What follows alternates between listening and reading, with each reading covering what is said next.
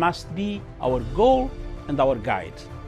And all that we strive for as a human family, dignity and hope, progress and prosperity, depends on peace. But peace depends on us.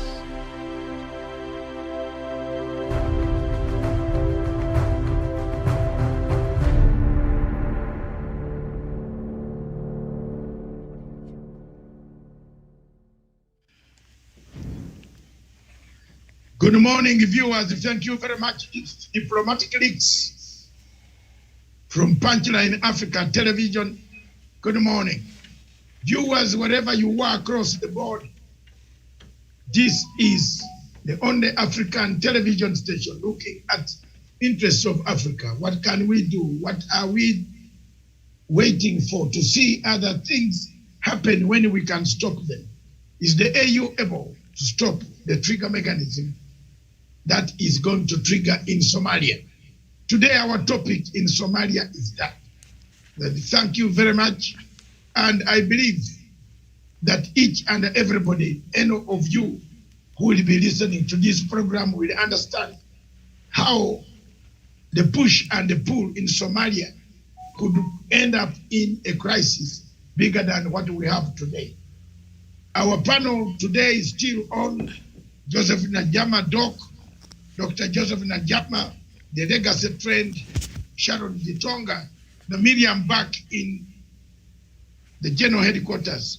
Miriam, give us background notes.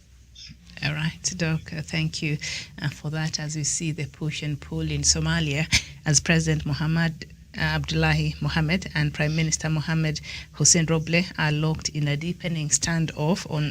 We saw that happen also yesterday after they named different men to head the intelligence service. The open row was triggered on Monday when Roble suspended Fahad Yassin, director of the National Intelligence Service Agency, NISA, saying he failed to deliver a report on the murder investigation case of one of its agents who disappeared in June. Roble appointed another man, Bashir Mohammed Jama, as interim head of NISA. The president called Roble's move unconstitutional. So on Tuesday, Farmajo named a third man, Yassin Abdullahi Mohammed, to head the agency and be his personal security advisor. Roble accused Mohammed of obstructing effective investigation of Ikran Tahlil Farah's case, referring to the agent who went missing while working in the intelligence agency's cybersecurity department.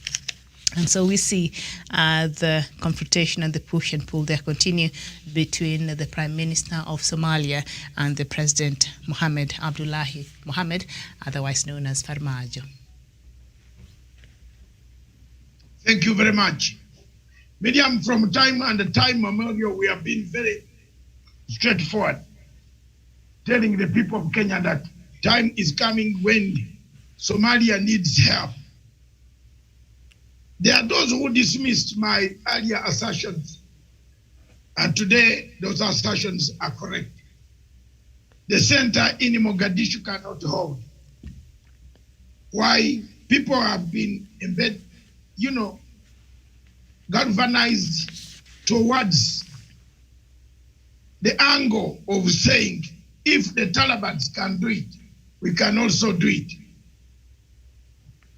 If the Taliban can resist, we can also resist and form government. The push and the pull that we see coming out in Somalia is something that we should not be happy as neighbors. It's something that we must help as people who have troops in Somalia. It's something that people like us whose relatives are serving in Somalia must be worried about. But the main thing is external factors. And if you watch carefully about Somalia, the internal factors are there. The leadership is not qualified. The leadership is like the leadership of Alpha Conde. Farmajo's leadership is more or less like Alpha Conde's leadership. It doesn't inspire the Somalis to move further. We thought he could actually inspire the Somalis. But it has come under fire. The first prime minister left, another one left.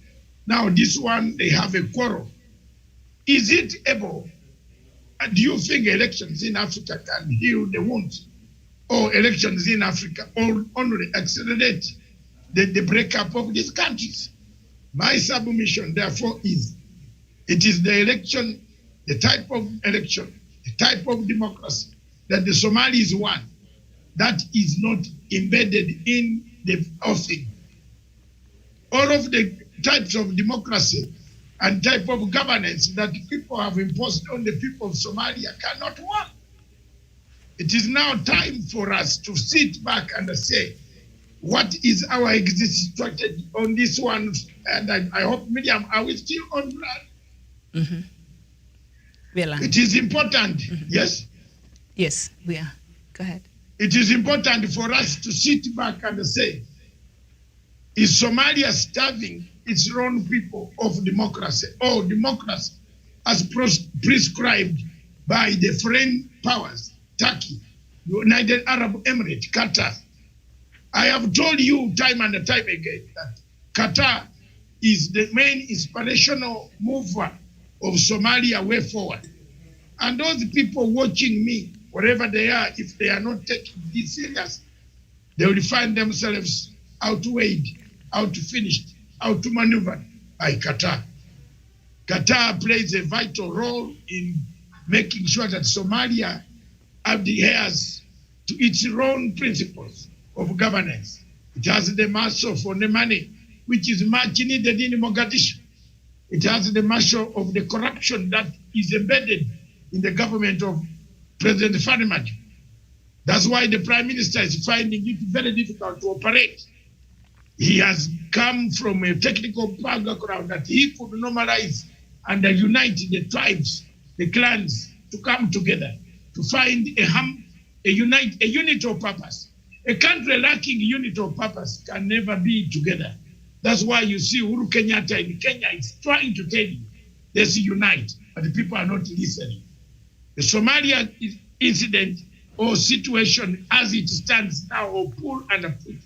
Therefore, Miriam gives us the ability to understand why unity is key to any development. You can bring models, you can bring every type of model that you want. You can bring every type of economic Adam Smith. You can even go to London and wake up the ghosts in the UK of Adam Smith and tell him, hey, Adam Smith, can you wake up? As long as you don't have security, as long as you don't have unity, as long as you don't have tranquility, your country cannot survive. My submission, therefore, today is countries that are under siege, like Biafra, like Nigeria. Biafra wants independence, they don't want to give. You can see Buhari is losing it. Yesterday I was watching how Babangida wanted to bring United Nigeria and rebrand Nigeria into another state. He failed. I have watched also several other states collapse. Nigeria or Somalia are equally on the same footing as far as Africa is concerned. The pull and the push in Somalia and Mogadishu, therefore, is a warning that has been struck to us. And Miriam, we shouldn't take it lightly. It could export its own ugly head that M6 guns or MG6 or whatever, 16, is it MG16, are found in our own state. We don't know how many will be found here if Somalia fails to unite and have a peaceful transition of governance. Thank you. All right, thank you so much. Dr. Nyanchama, with what we're seeing happening right now in Somalia, we know if it's not brought quickly under control, it might spill over. And when it spills over, then, the rest of us get to suffer from an unstable country, an unstable Somalia. And we know we're already doing it, trying to do what we can to, bring Somalia to stability. So is it about time maybe we found a mediator to go and try solve the problem in Somalia through IGAD or any other regional body? Thank you, Miriam, and Sharon and Dr. Masanga. For me, Miriam, I think in this forum we have expressed ourselves on this issue, that the bottom line in any nation is the welfare of the people. Firstly, I hope all these leaders are listening us. Usually you must isolate and depoliticize sensitive issues. Sensitive issues in the sense that if you look at an issue that is going to create insecurity in a nation, isolate it and build a stakeholders society.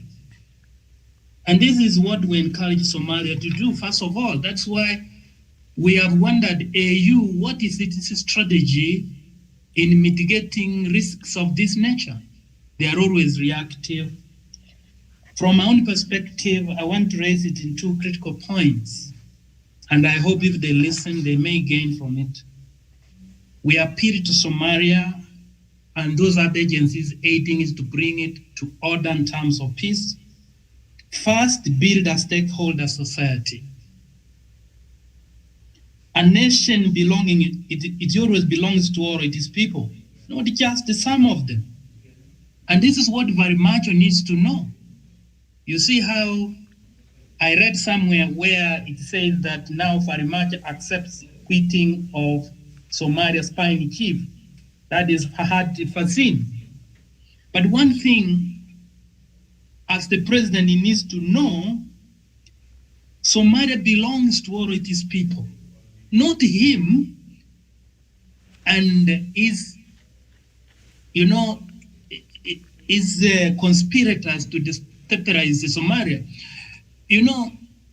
Miriam, what is coming up is that the category of people brings disability to nations. Almost people are given leadership positions. They think now the nation belongs to them. They decide to become agents of people of interest, like some from the Arab world. And that is why AU needs to move in and look at these issues in a deeper sense. So they need to avoid favoring some members of society over others. Number two, they need to reach out and build consensus. Because a multi-ethnic society is a society of competing interests. There's no question about it, Miriam. But competition need not lead to confrontation. So build consensus and cultivate common ground. Pursue a policy of consultation and accommodation with all interest groups. Reach out not just to political organizations and business interests, but also to minority groups, civic organizations, and marginalized communities. In fact, you must practice inclusion and avoid exclusion. Everyone counts, and everyone counts equally. Demonstrate your commitment through practical actions, not theatrics. There's political gymnastics that goes, especially in African states. And the agents for peace like AU and or IGA, they need to move in and calm the region for the benefit of the young people. Miriam, we have discussed about Somali issue several times, and it makes us sick. But we are continue appealing that they need to have the interests of the nation above others. And all the neighboring nations need to look at Somalia as a risk enterprise. If left to fester, I think it's going to bring a lot of threats to our countries. Look at what's taking place in Laikipia. I don't know whether even African nations saw the risk of Taliban taking over in Afghanistan, meaning that the rebels were energized. They said, Kumbe, we can still take also over. Those are the issues proactively needs to be looked at, Miriam, and move quickly. We need, for me, by the way, Miriam, maybe let me share with all my panelists today. What I need from my nation is just a peaceful environment. Maybe through my own talent, I just build my own wealth, and that is what every citizen needs. Not this thing at muntu wetu nini. You saw how people were issuing statements like from Eastern Province that Kalonzo Musyoka cannot step down. Imagine people speaking on your behalf. I think we're being mediocre. Let us build a peaceful region so that our future children would have a conducive environment in which they will serve their gift to the world. For now, Miriam, I submit. Right, thank you, Dr. Joseph Nyanchama. I don't know if Sharon Gitonga, you'd like to add your voice to this conversation before I take us back to Dr. Matsanga. Not really. Thank you. Very well, thank you. Doc, back to you.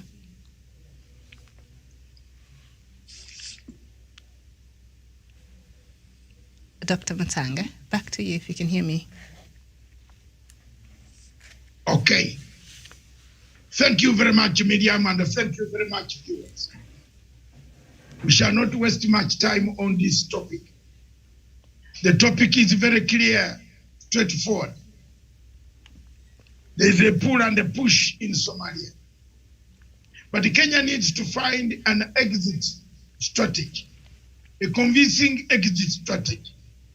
Somalia needs to be given its own room to find its own solution without blaming anybody who is not within their boundaries.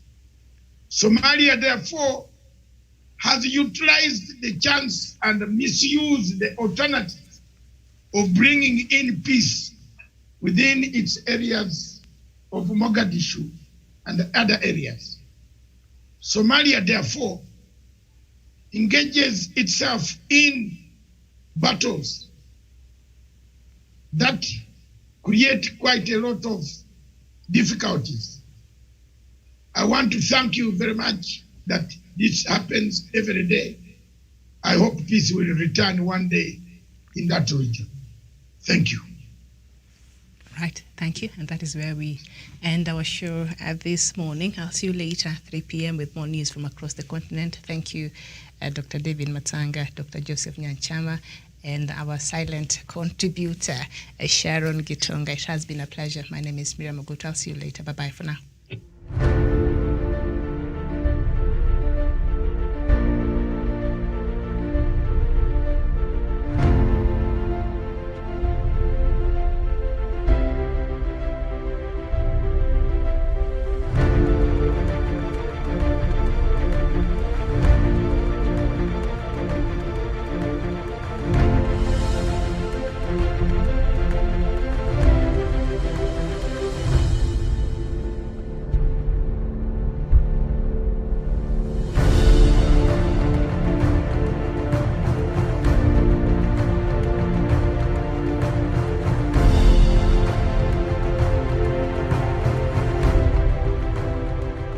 Peace must be our goal and our guide. And all that we strive for as a human family, dignity and hope, progress and prosperity, depends on peace. But peace depends on us.